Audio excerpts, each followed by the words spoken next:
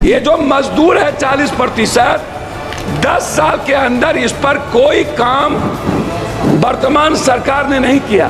तो क्या आप कोई ऐसी योजना जिसमें कैंसर, हार्ट, ब्रेन ट्यूमर, इसका इलाज फ्री? श्री राजेश रंजन जी। अध्यक्ष जी, सभापति महोदय, बहुत बहुत धन्यवाद। मैं पहले कुछ वर्ल्ड इनक्वालिटी डेटाबेस का ताज़ा रिसर्च के मुताबिक भारत में असमानता अपने 100 साल शिखर से ऊपर पहुंच चुका है।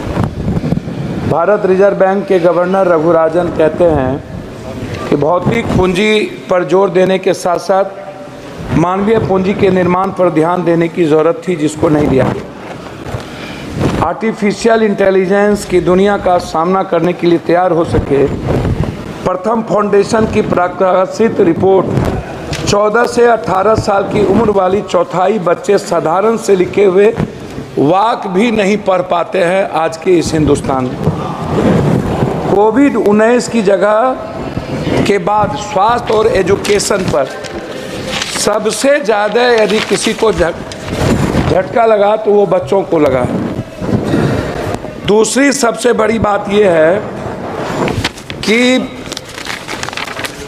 जो रिपोर्ट आई हुई है उसमें बहुत क्लियर है, यूपीए 2 से पीछे रह गए क्या, बट जीडीपी के हिस्से के रूप में लगभग 6% का घाटा, और उसके बाद मेक इन इंडिया में विफल होने के कारण राज्य के नेतृत्व वाले विकास मॉडल के बजाय सार्वजनिक निजी भागीदारी पीपी मॉडल पर जो निर्भर हुआ, नतीजा हुआ कि आज की स्थिति में लगभग शेयरों को भी आप देखिए, आरंभिक सार्वजनिक पेशकश 21,000 करोड़ रुपया थी, उनका जब आप निजी क्षेत्र में बिक्री या मोनेटाइजेशन शामिल करने के अनुमानित आंकड़ा देखिएगा तो 6 लाख करोड़ रुपया था।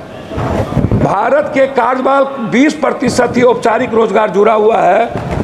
अंतर्राष्ट्रीय श्रम संगठन के ताज़ा आंकड़ों के मुताबिक लगभग 2000 में जहां देश में बेरोजगार में पढ़े लिखे नौजवानों की तादाद 54.2% थी, वो 2022 में बढ़कर 65.7% हो गई। उस तरह दुनिया के कारखानों में तब्दील करने की जो मेक इन इंडिया की सबसे बड़ी बात थी, जिसमें $25 अरब मोबाइल इलेक्ट्रॉनिक्स वाली कंपनियों को दिया गया भारत सरकार के द्वारा युवाओं को आगे बढ़ाने के लिए, जिसमें 1.3% भी, ये आंकड़ा मेरा नहीं है, ये आंकड़ा भारत सरकार का है, वो स्थिति इसमें पैदा हो गई कि हमने यूथ को आगे नहीं बढ़ा पाया।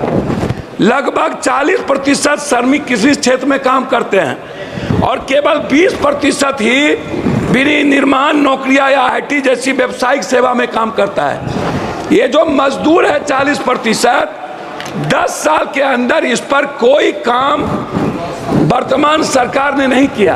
खास तौर पर अनुसूचित जाति एससी, अनुसूचित जनजाति एसटी, पिछड़ा वर्ग ओबीसी आरक्षण के संदर्भ में आप उठा करके देखिएगा, जितनी प्राइवेट नौकरियों की बात आई नियोजित, उस पर कभी भी आज तक सभापति महोदय निजी आरक्षण को लेकर के वर्तमान सरकार 10 सालों में कभी भी किसी भी बजट में प्राइवेट आरक्षण को लेकर एसटी एससी अत्यंत पिछड़े वर्ग के लिए जब आपने सरकारी नौकरी खत्म कर दी, उसी का एक हिस्सा है बजट में जो आया है ओबीसी वर्ग के लिए, जिनकी राह में कठिनाई, छात्रों की pre 210 crore, post matric 10 crore, लगभग 921 करोड़, छात्रवृत्ति नेशनल फेलोशिप 55 करोड़, विदेशी शिक्षा की सब्सिडी स्कीम 25 करोड़ तथा छात्रावास योजना पर 45 करोड़ रुपया के अनुमानित, मतलब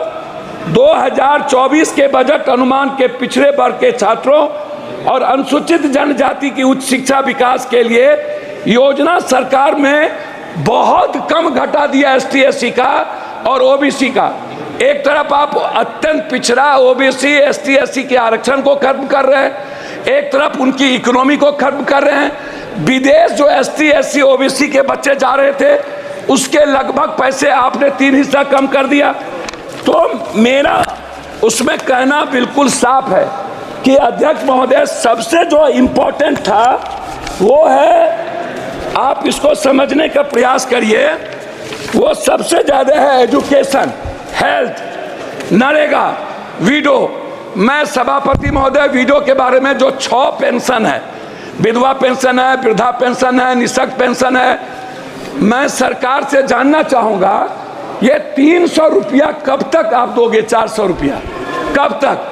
क्या इस पेंशनधारी को 1000 से 2000 रुपया वृद्धा पेंशन को क्या नहीं बढ़ाना चाहिए? दूसरी चीज, नरेगा जिस पर मजदूर निर्भर है, मनरेगा की स्थिति को आपने कितना कम बजट दिया है, आप इसको देख लीजिए।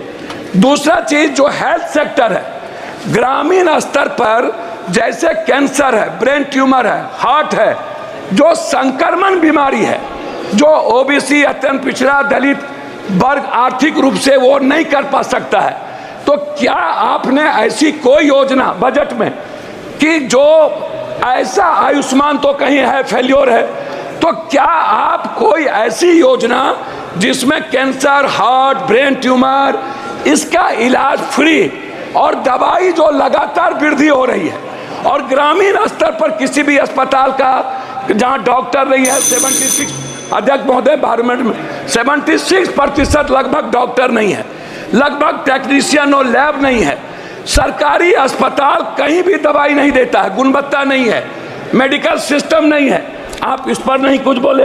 मेरा सिर्फ आपसे अंत में कहना यह है कि आपने जाति जनगणना, मेरा कहना है कि अध्यक्ष महोदय कि जाति जनगणना के लेकर के आपकी क्या राय है, इस पर आप कभी चर्चा नहीं करते हैं। दूसरी चीज, आरक्षण को लेकर के ओबीसी, अत्यंत पिछड़ा, जो जेएनयू है, जो बड़े बड़े कॉलेजेस हैं, समाप्त कीजिए, समाप्त कीजिए। मैं बात कर रहा हूं अध्यक्ष महोदय, मैं अपनी बात सिर्फ करना चाहूंगा।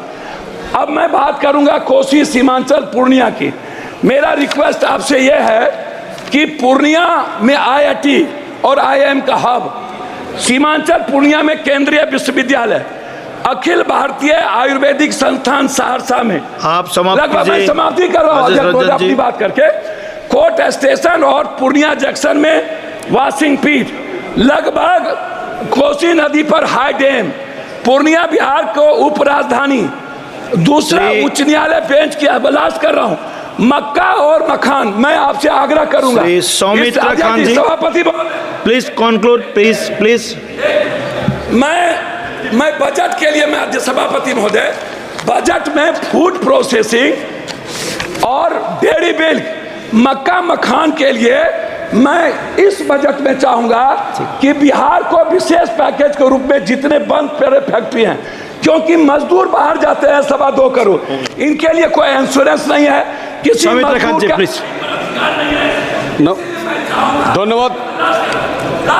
धन्यवाद, प्लीज। धन्यवाद चेयरमैन सर। आज पहले कारगिल जय दिवस है। आज हमारा देश का प्रधानमंत्री जी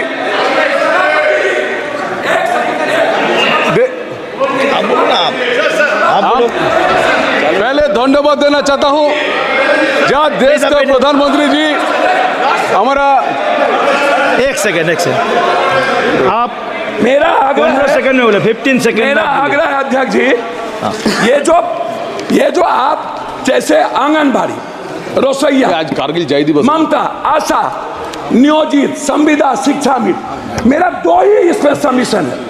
लगातार जैसे अग्निवीर के बारे में ये सवाल उठ रहा है, नियोजित, संविदा, शिक्षा मित्र जो उत्तर प्रदेश में है, इसके खिलाफ ये असमानता है टीचर के प्रति, ये असमानता है एजुकेशन और सम्मानजनक प्रति। ओके, थैंक यू धन्यवाद सर। राजेश आज प्लीज कंक्लूड। कोई चीज सौमित्र खान जी प्लीज स्टार्ट।